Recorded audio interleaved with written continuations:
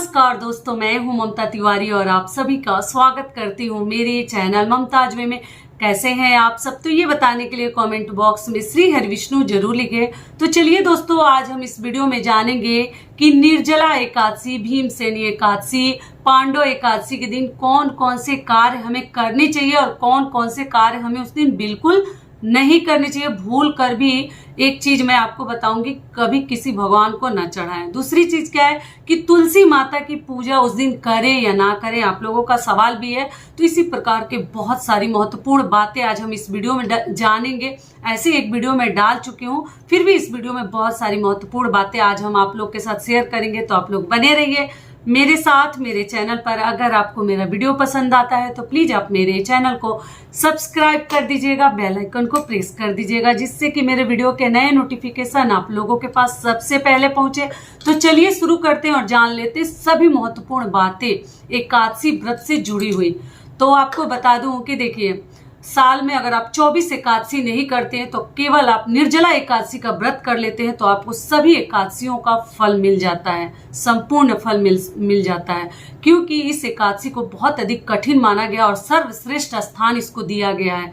ठीक है, जो व्यक्ति अगर 12 नहीं कर पाते, 24 नहीं करते साल में, कई लोग 24 करते, कई लोग 12 करते हैं, तो अगर निर्जला एकादशी का व्रत रखते हैं तो उन्हें सभी एकादशियों का संपूर्ण फल उनको मिल जाता है। क्योंकि ये बहुत ज्यादा कठिन है। इस ज्येष्ठ के महीने में बिना जल का, बिना फल का रहना इतना आसान नहीं है। लेकिन तो चलिए जान लेते हैं कि निर्जला एकादशी का व्रत हमें कब करनी है, नहाए खाए के क्या नियम विधि है, बाल धोए या ना धोए, बहुत सारी महत्वपूर्ण बातें आज हम इस वीडियो में जानेंगे। सबसे पहले आपको बता दूं कि निर्जला एकादशी का व्रत हमें 31 मई को करनी है। ठीक है, और एकादशी व्रत जो है 3 दिवसीय है, 10वीं तिथि से ही शुरू हो जाती है और 10वीं युक्त एकादशी हमें नहीं करनी चाहिए। एकादशी, द्वादशी युक्त एकादशी का व्रत हमें धारण करनी चाहिए। ठीक है, तो वो हमें प्राप्त हो रहा है 31 मई को।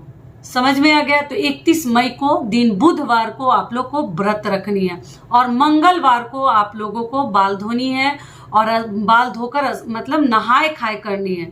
क्योंकि एकादशी से भी बहुत अधिक जरूरी होता है 10वीं के नियम विधि को फॉलो करना। तो आप लोग ध्यान रखिएगा, उस दिन मसूर की दाल, मूली वगैरह ना खाएं, शुद्ध सात्विक भोजन खाएं, बिना लहसुन प्याज वाले। और आप जो है किचन के बर्तन, रसोई घर के साफ सुथरा करके भोजन बनाकर और फिर आपको खानी है। और बाल भी आप लोग उसी दिन धो लीजिए। लेकिन कई ऐसे लोग हैं कि हम लोग मंगलवार को बाल नहीं धोते हैं। तो देखिए, आप मंगलवार को बाल अगर नहीं धोते हैं तो आप दही और बेसन से नियम कर लीजिए, तो आपके ऊपर दोष नहीं लगेगा। तो नहीं तो आप सोमवार को ही धो लीजिए, मंगलवार को केवल सिर से नहा लीजिएगा, नहीं तो आपको धोना ही पड़ेगा। क्या करेंगे? तो और एकादशी के दिन सुहागन महिलाओं को ध्यान रखनी चाहिए, कभी बाल नहीं धोनी चाहिए। एकादशी, पूर्णिमा, अमावस्या के दिन आपको कभी बाल नहीं धोनी चाहिए। इस बात का आप लोग ध्यान रखिएगा। तो एकादशी के दिन कोशिश करें कि आपके द्वारा ये गलती ना हो। तो इस प्रकार से आपको नहाए खाए 10वीं तिथि के दिन करनी है और संध्या से पहले ही भोजन कर ले। संध्या के बाद हमें भोजन नहीं करनी चाहिए। रात को भोजन करके एकादशी का व्रत नहीं रखा जाता। अगर मान लीजिए कुछ प्रॉब्लम है, कुछ समस्या है, आप नहीं रह पाते भूखे, बहुत सारे लोगों को आजकल के जमाने में बहुत सारी प्रॉब्लम हो जाती है और उसमें भी बहुत उम्र पे नहीं होती, कम उम्र में ही हो जाती है। तो अगर इस प्रकार के कुछ समस्या आपके साथ है तो आप लोग क्या कीजिएगा कि आप लोग रात में भी खा सकते हैं। लेकिन अगर नियम को ध्यान में रखते हुए किया जाए तो वो क्या है कि आप संध्या से पहले भोजन कर ले जो ही आपको खानी है और उसके बाद से आपको अगले दिन व्रत रखनी है। तो ये हो गया।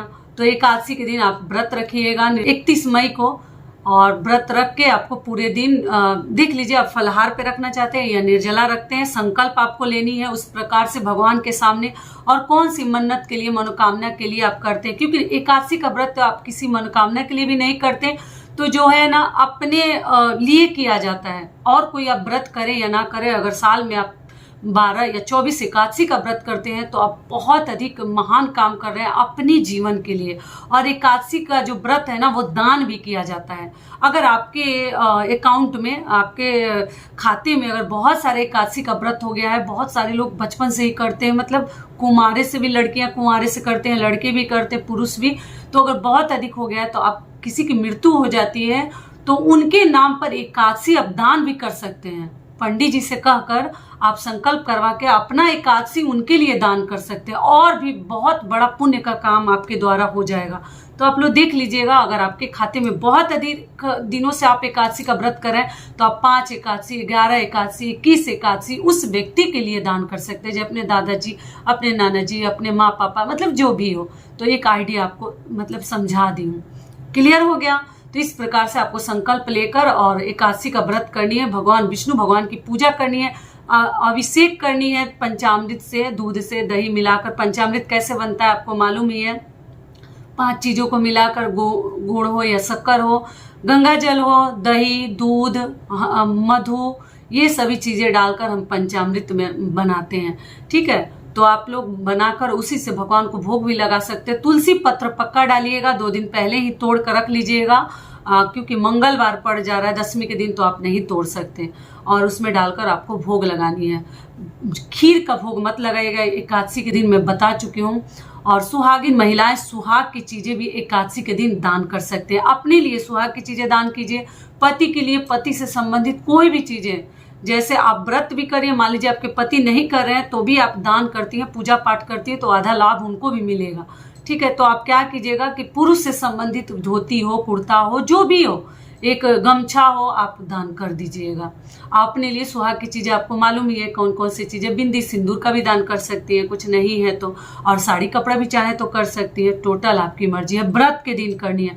बर्तन का दान कर सकते हैं आप लोग, कपड़ा का और फल फ्रूट का। अनाज का दान एकादशी के दिन नहीं किया जाता, और उसमें भी निर्जला एकादशी का व्रत है, तो जल का आप कर सकते हैं, लेकिन अनाज का ना करें। क्लियर हो गया? अब चलिए आगे जान लेते हैं कि तुलसी जी की पूजा उस दिन करें या ना करें। तो देखिए, मैं अपने लास्ट वीडियो में थोड़ा सा आइडिया आप लोग को दे दी थी, फिर भी आप लोग पूछे हैं, थोड़ा ध्यान से सुनिएगा तो आपको समझ में आएगा। तो देखिए, तुलसी जी की पूजा एकादशी के दिन आप मानसिक रूप से भी कर सकती हैं। आप उनको जैसे सिंदूर रोली लगाकर भी तुलसी जी की पूजा आप कर सकते हैं। पत्ता ना तोड़े, एकादशी के दिन तुलसी जी का पत्ता नहीं तोड़ते हैं, और उनको जल नहीं देते हैं। ठीक है, जो जल हम अर्पित करते हैं वो जल एकादशी के दिन, किसी भी एकादशी के दिन ना दे, क्योंकि तुलसी माता भी विष्णु भगवान के लिए, अपने पति के लिए वो निर्जला एकादशी का व्रत रखती है, तो इसलिए उनको जल हम अर्पित नहीं करते हैं। क्लियर हो गया? और चंदन लगाकर आप लोग दिया, दीपक, बत्ती दिखाकर माता की पूजा कर सकते हैं, सिंदूर लगा सकते हैं। जड़ में लगाया जाता है, पत्ते के ऊपर ना लगाया करें। क्लियर हो गया? तो इस प्रकार से आप लोग तुलसी जी की पूजा कीजिएगा। और एकादशी के दिन तुलसी पत्र कहीं भी अपने शरीर में बांध कर रखें, जिससे कि त्रिजटा नाम की राक्षसी के पास आपके व्रत का संपूर्ण लाभ ना जाए, क्योंकि अगर आपको नींद आ जाती है तो आपका व्रत भंग भी माना जाएगा, और जितना आपका पुण्य प्रताप है ना, सब त्रिजटा नाम के राक्षसी के पास चला जाता है। तो इसलिए आप लोग ध्यान रखें कि उस दिन सोए ना, कुछ बिजी रहे, इंगेज रहे, कुछ काम करें। और जो बूढ़े बुजुर्ग हैं, तबीयत खराब है, नींद आ रही है, तो तुलसी पत्र रख कर सो सकते हैं। ये भी क्लियर हो गया? एकादशी से ज्यादा महत्वपूर्ण है द्वादशी का पारण। तो पारण का क्या शुभ मुहूर्त है, वो भी मैं सुबह में ही है 5 बजे के आसपास, वो टाइमिंग मैं स्क्रीन पे लगा दूंगी, आप लोग चेकआउट कर लीजिएगा। और आप क्या कीजिएगा कि द्वादशी के दिन सुबह सवेरे उठकर पूजा पाठ कर लीजिएगा। और दातुन ध्यान क्या रखिएगा, एकादशी के दिन भी आपको दातुन करनी है। ब्रश अगर नया रखे हैं तभी कीजिएगा, डेली यूज वाला ब्रश इस्तेमाल किसी भी व्रत में आप लोग ना करें।